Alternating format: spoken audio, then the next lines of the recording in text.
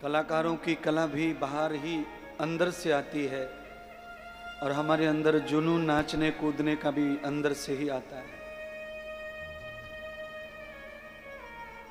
और अंदर से जो आनंद स्फुरित होता है वो परमात्मा है, वो ईश्वरीय झलक है। और आपको कोई नोचे और दर्द हो तो समझना ये प्रकृति है, पृथ्वी का अग्नि का अंश है।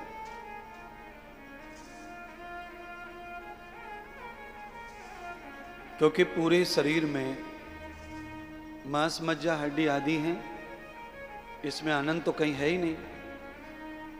पर इसमें अचानक जो है संग के कारण आनंद का संचार होने लगता है, कष्ट होने भी लगता है, बुराई चिड़चिड़ापन भी आ जाता है, आदमी को टेंशन भी आता है संग के कारण।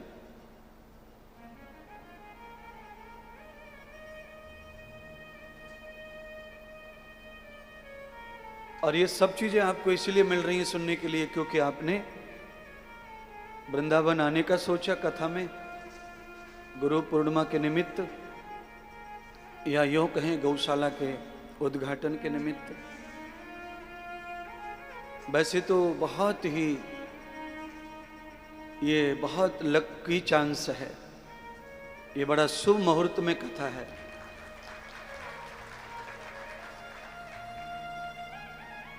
बड़ा कथित परिश्रम पुरुषार्थ किया है मैंने, और उस पुरुषार्थ का फल है कि हम वृंदावन में धर्म का विस्तार कर पा रहे हैं, सेवाओं का विस्तार कर पा रहे हैं, ईश्वरीय व्यवस्थाओं का विस्तार कर पा रहे हैं। क्योंकि धर्म का विस्तार करने के लिए ही परमात्मा भेजते हैं मानव को। धर्म संस्थापना अर्थाय, अर्थाय का अर्थ होता है के लिए।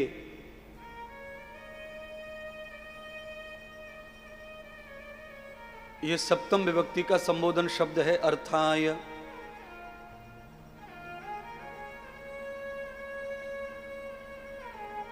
तो ईश्वर ने हमको आपको भी उसी के लिए भेजा है, और हम और आप मिलके कर भी रहे हैं।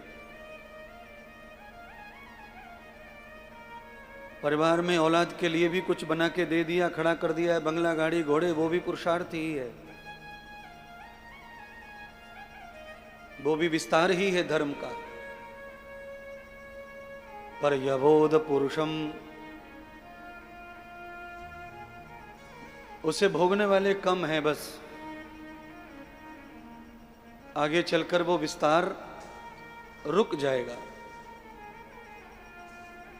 अनेक लोगों के लिए जब हम सेवा खोलते हैं, मकान बनाते हैं, तो विस्तार बढ़ता ही जाता है, वो छोटा नहीं होता कभी, और उसका नाश नहीं होता। इसलिए आप भी नाश नहीं चाहते हैं, ये मैं जानता हूं, किसी को भी प्रिय नहीं ये शब्द, पर केवल हम खुद के लिए ही संजोएंगे तो हमें इस रास्ते से गुजरना पड़ेगा कि नाश होगा। राजाओं के रजवाड़े चले गए, उद्योगपतियों का उद्योग चला गया, बड़े बड़े राजा महाराजा खोखले हो गए, अभी उनके नाम के मकान दुकान खंडर पड़े, कबूतर बच्चे दे रहे खाली। अरबों की संपत्ति में आप जाएंगे बारिश में तो आप छत के नीचे बैठ के बारिश से नहीं बच सकते, ऐसे महल रह गए। भारत में कितने किले हैं ऐसे। अच्छा, वो ऐसा क्यों हो गया? क्योंकि स्वयमो न गते भोगम, उन्होंने स्वयं के लिए खड़ा किया सारा मंजिला, सबके लिए, खुद के नाम का, सबके लिए, सबका, अपने लिए। और जहां अपने लिए आदमी विस्तारवाद में लगता है तो वो नाश के मार्ग पे चल पड़ता है।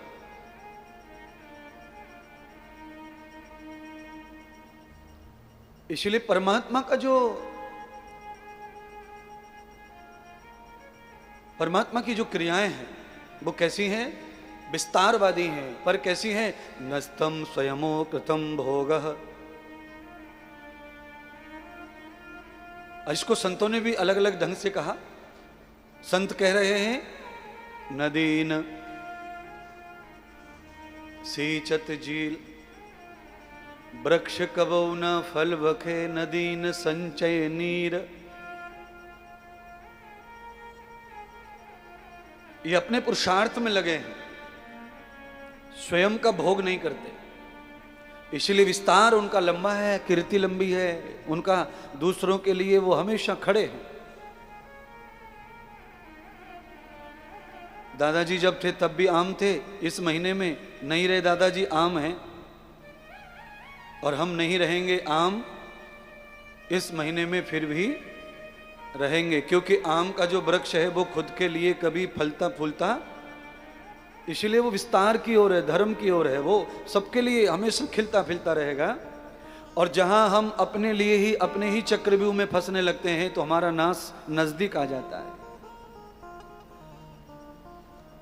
बस इन्हीं चीजों से बचने के लिए गुरु होता है, इन्हीं चीजों से बचने के लिए सत्संग होता है, कथा होती है, भागवत होती है।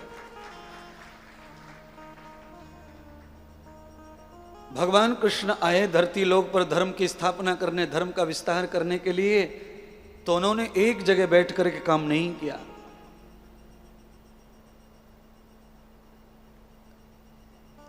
थोड़े दिन ब्रज में रहे, थोड़े दिन और कहीं रहे, कहीं रहे, कहीं रहे, संपूर्ण भारत में भ्रमण किया, संपूर्ण भारत में केंद्र बनाए, जहां जरूरत पड़ी वहां गए, संघर्ष किया, युद्ध किए, और सब भक्तों को दान कर दिया प्रभु ने, और अंतिम समय प्रभु ने अपने शरीर को समेट लिया।